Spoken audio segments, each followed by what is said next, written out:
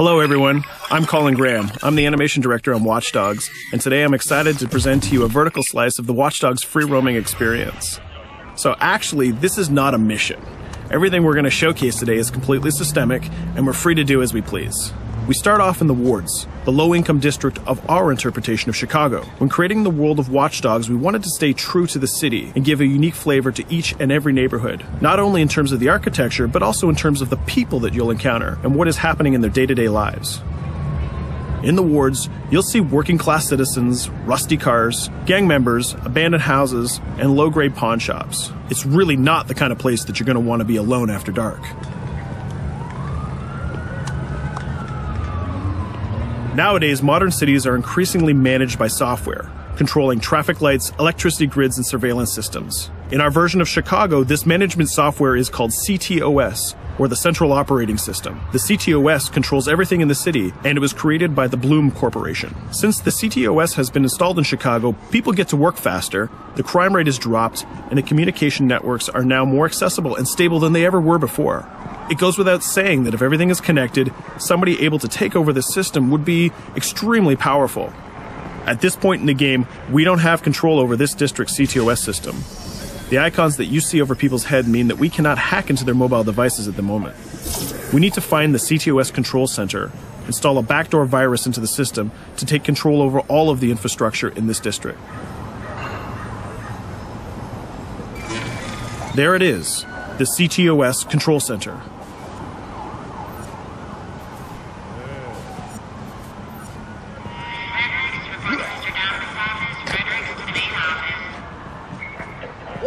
You're walking someplace you got no business. It's heavily guarded. Let's see if we can find the server access codes from a distance. With cameras, we can explore restricted areas without being spotted, tag different guards, and access details on their lives. What the hell is she doing with that weasel motherfucker? It seems that Bloom employees all have a sort of shady past.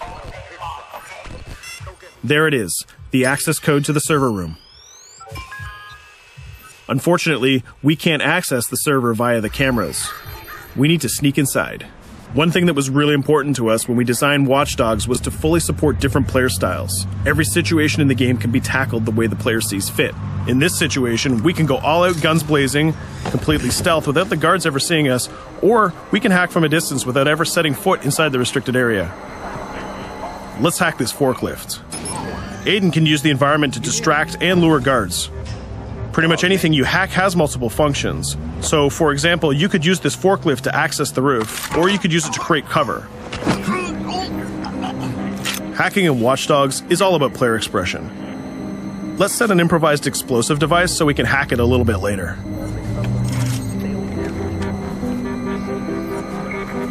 You'll also notice Aiden's low-profile stance.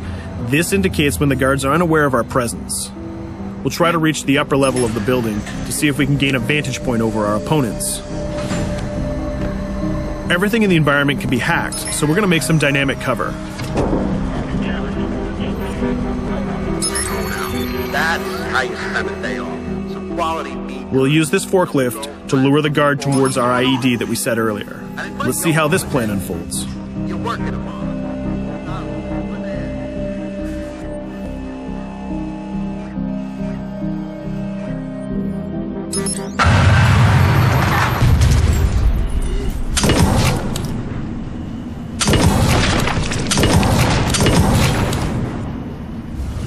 What you just saw is called focus.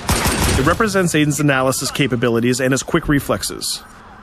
This gives the player more time to combine core game mechanics together, such as shooting, hacking, and driving, in order to handle more complicated situations.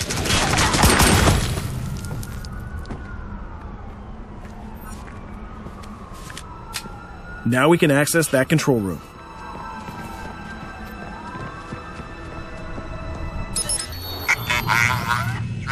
Drop 2, 5.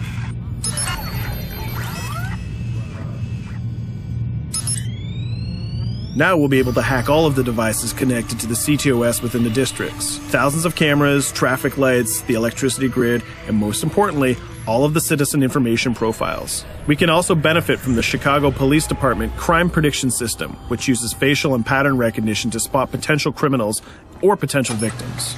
Since this is a pretty rough neighborhood, I'm pretty sure we're going to stumble on some suspected criminal activity pretty soon. And there it is. The system just pushed an alert of a potential crime. We can see the system trying to triangulate the location on our minimap. Take note, this isn't a mission. This can happen anywhere at any time. We've just spotted a potential victim. It's always up to the player if he wants to investigate or not, to take action or not. So let's see how this turns out.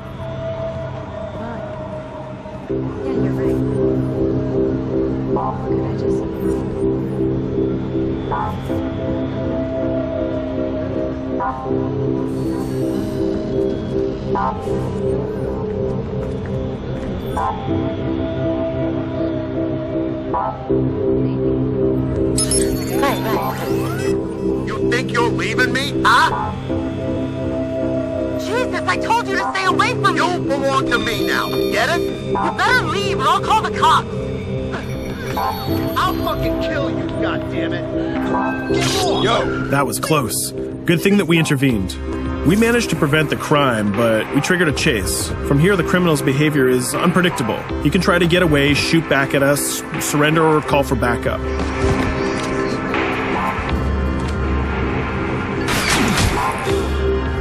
It seems like he decided to get away by car. Let's chase him down. In Watch Dogs, we have a wide variety of vehicles. Each one of them has their own unique properties and handling. Let's see how we can use the CTOS to our advantage to neutralize this criminal and leave the cops to deal with him later.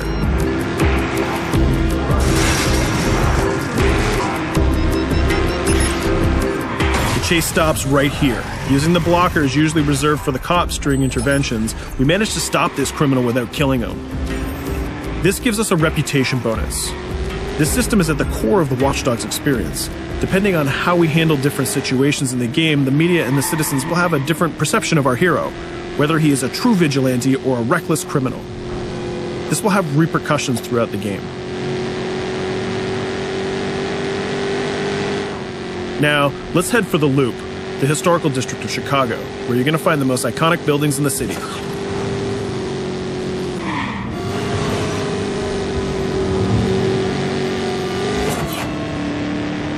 We're going to go to a gun shop to see what arsenal is available for players.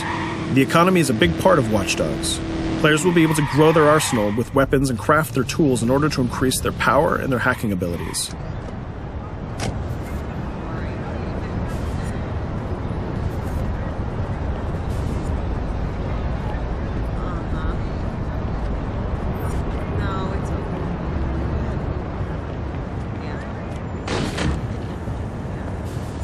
You will find all of the weapons that you would expect in a traditional shooter. Pistols, assault rifles, guns, sniper rifles, and grenade launchers, just to name a few. A lot of bullets were fired in our last encounter with the CTOS guards. Let's stock up on some more ammo. Finding everything.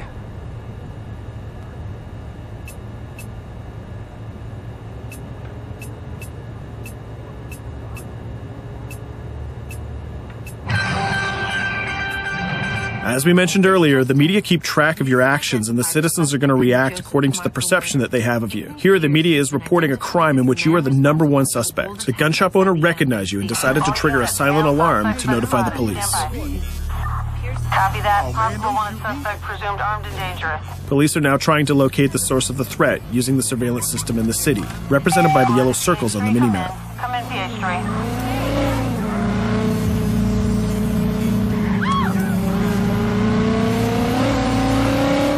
Aiden is able to stall their efforts by hacking into their communication systems while avoiding the scanning areas.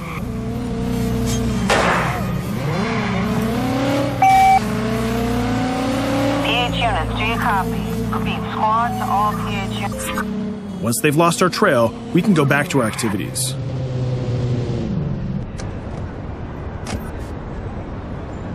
One thing that Bloom did to win over the population of Chicago with the CTOS project was to install free Wi-Fi hotspots throughout the city.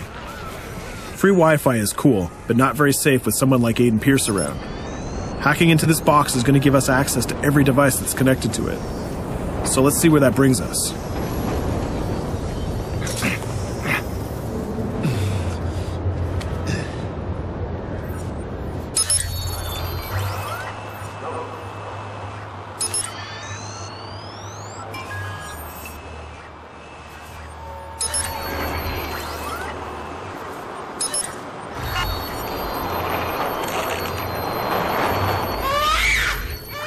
We just hacked into the webcam of a laptop. It seems that we're in the apartment of a mother and we can hear her baby crying in the background.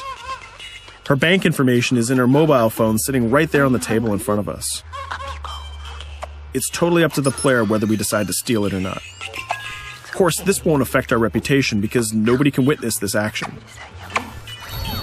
Just like in real life, nothing is totally black or white, but rather many shades of gray. This is exactly the situation where we want the player to question his own morality. Let's go withdraw that money. If you think that you're alone, think again. Aiden is not the only hacker in town. Someone's trying to install a backdoor virus on Aiden's phone in order to steal a portion of the information that he's gathered through the game so far. First, we're gonna have to reach the area where the signal is coming from.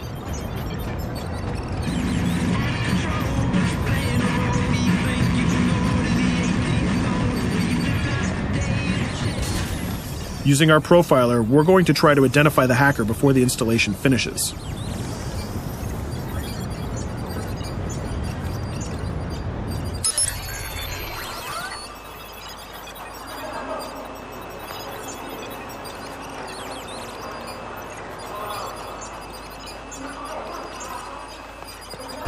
There he is. In Watch Dogs, things aren't always what they seem to be. This is actually another player that seamlessly came into our single-player experience. Let's not let him get away with this. We're going to teach this guy a lesson.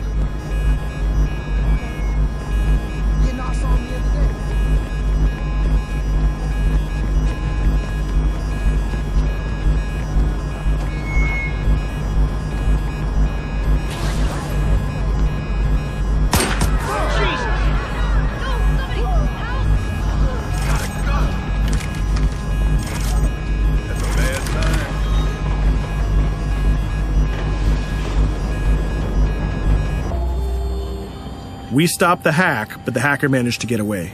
I don't know about you, but we can't let this pass by. We need to retaliate. Using the grid, let's see if we can find that second player. There he is. Let's enter his game seamlessly.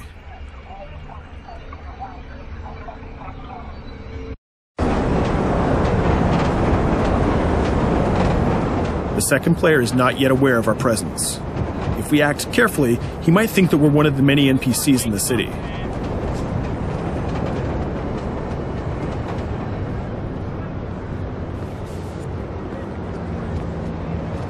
What was that?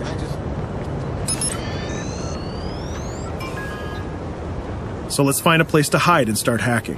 What's going on?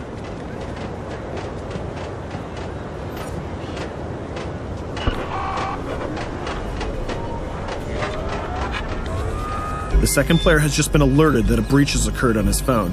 He's trying to find us using his profiler.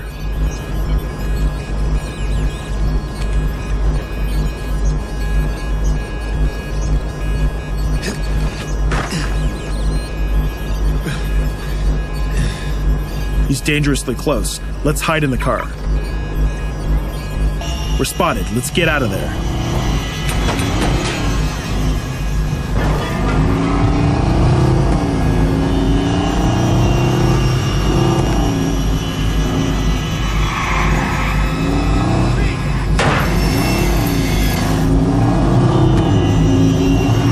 Let's set up an ambush right here. By dragging the other player back here into the alley, we make sure that no civilians get hurt during the firefight. We didn't succeed in hacking the second player, but we did get a little bit of revenge. So that's what we have time for today. We hope you enjoyed our quick gameplay session. Stay tuned for more about Watch Dogs.